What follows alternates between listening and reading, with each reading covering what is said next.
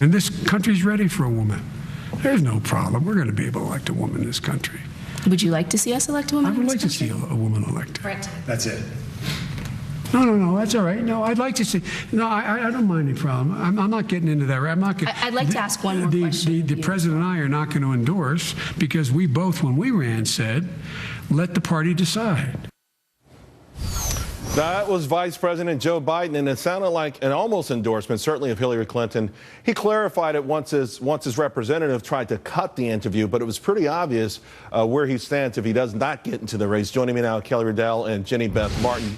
Kelly, also, I think today, Laura Bush making comments about a woman president. We're starting to get back into that sort of it's time for a woman in the White House thing. Yeah, I mean, where's Carly Fiorina when you need her, right? I mean, hey, listen, it's whoever the popular vote decides. It's whoever the American public wants to be there. As Republicans, we don't have superdelegates, so, you know, we'll let the populace decide this one. I know, but here's the thing, though, Jenny Beth. Sometimes the public is swayed by things like this, like it's time. It's time for a black president. It's time for a woman. There's never been a woman in the White House. That resonates with a fair amount of the voting public.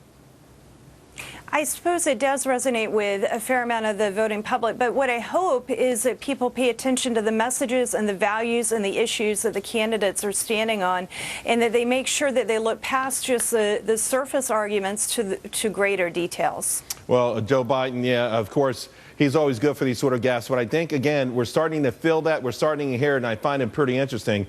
I do want to go to an article that you wrote today, Kelly. You wrote that the vitriol toward Donald Trump makes it easier for Hillary Clinton to make it into the White House. You want to explain further? Well, it definitely does. This Never Trump movement is so counterproductive. You have radio talk show hosts like Mark Levin come out on Friday and say that he could never vote for Donald Trump if he continues on this path, and to urge his listeners not to do so. To protect conservative values or whatever, not voting for Donald Trump, if he does secure the nomination, is basically a vote for Hillary Clinton. And do you really think Hillary Clinton's going to uphold the Constitution and be a protector of liberty with her stances on, you know, expanding the executive power? She supports Obama on that. She supported Obama on Obamacare. She's for stricter gun control. Immigration, she doesn't want to deport anyone, practically. Right. So do you really, and not to mention, she could be serving her first term, you know, from a jail cell. I mean, do you really want Hillary Clinton as president? I'll pose this question to Jenny Beth. Jenny Beth, your speech at CPAC, many say that's the reason Donald Trump didn't attend. I'm not sure if you officially never Trump, but I know that you're no fan. Well, we are with Tea Party Patriot Citizens Fund is saying let's work through the primary process into the convention if that's what it takes, and let's have a nominee come out of it. If Donald Trump is a nominee, would you vote for him?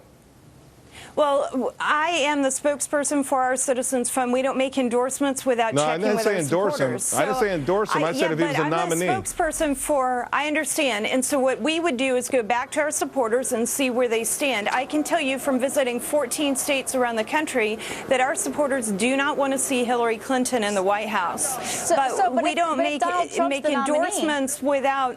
We don't make endorsements without our supporters. I cannot tell you what my supporters will do. Do you agree then, happens. Jenny? Do you agree then that a no vote for Donald Trump, either abstaining from the process or writing someone in, is an actual vote for Hillary Clinton? I don't agree that it is a vote for Hillary Clinton. What I think is very important for us to realize is that before we even get to the general election, we have to get through the primary.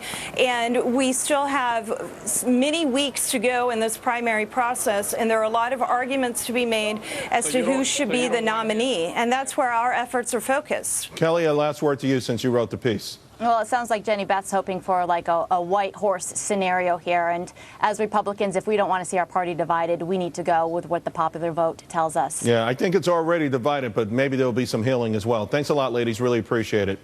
We are waiting a Donald Trump rally in Albany, New York. Thousands of people are expected, of course. And then there are the protesters. You can see right there. Those are the signs. They're lining up as well. We're going to go live to the scene because it's getting real lively.